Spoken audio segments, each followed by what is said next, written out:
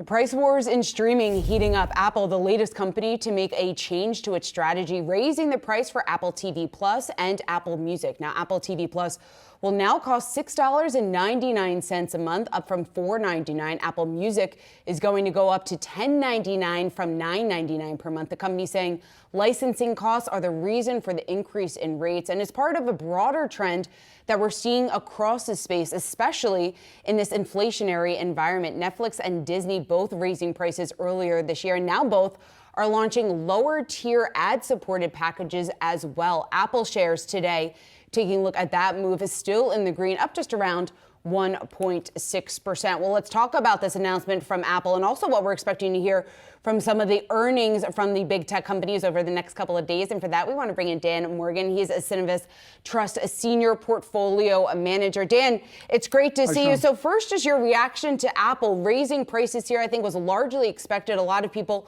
were waiting for when they were going to do so. But what do you make of it from an analyst perspective?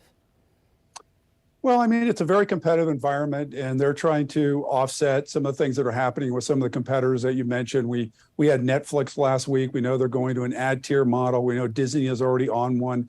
So it's not surprising that Apple's trying to do what they can to try to leverage that unit. It's not a big part of their business. It's a component in their service side, but it is something that they've been working on to try to grow over a period of time.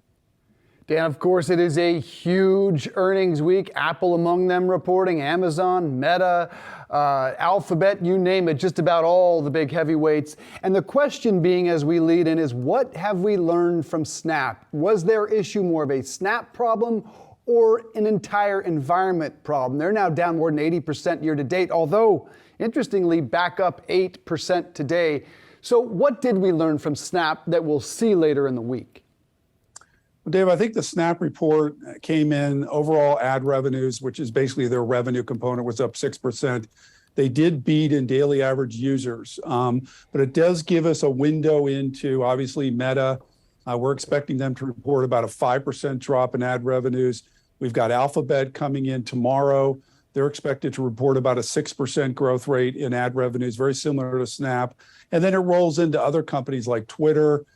You've got Amazon and so forth in the ad revenue space. So I think it is an indication, and it basically just gives more evidence that we continue to see a slowdown in terms of ad spend on the internet. I think you're going to see those reflective in both Alphabet and Meta's numbers on Tuesday and Wednesday. And Dan, speaking of Meta, Bank of America downgrading the stock today, in part due to that pullback that we would likely see in advertising spending, what that could mean here for the company going forward. Year to date, the stock is off just over 60%. They certainly had a hard time selling their metaverse vision to Wall Street. What needs to happen in order for Wall Street to get on board with Meta's vision?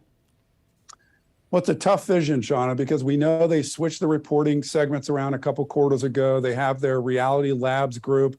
They're very big on their virtual reality headgear. They're trying to put a lot into that. You talked about the movement towards metaverse.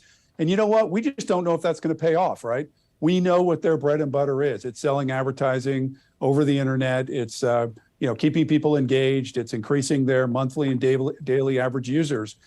So Wall Street just got to kind of embrace going forward whether this strategy is going to pay off. And, let's face it, Meta is not in the same position that Alphabet is. They don't have a GCP. They don't have an entry in the data center space. So it's a big question, guys, whether this is going to pay off for them or they are just going to kind of slowly go down as ad spend rates deaccelerate.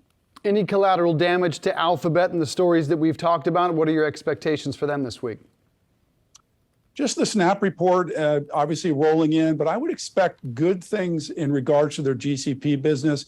Data center should be strong. AWS should grow 30%. We're looking for GCP at about 33%. Azure, which is Microsoft, that should go up about 43%. We know that they've had some struggles with their YouTube franchise the last 2 quarters, competition from TikTok, also privacy rule changes with iOS. But if they can leverage their GCP business to try to offset some of that slower demand in terms of ad revenues, they should come out okay and hopefully post revenues of about 10% growth. Pivotal week in big tech. Dan Morgan, thanks so much for your analysis. Appreciate all that.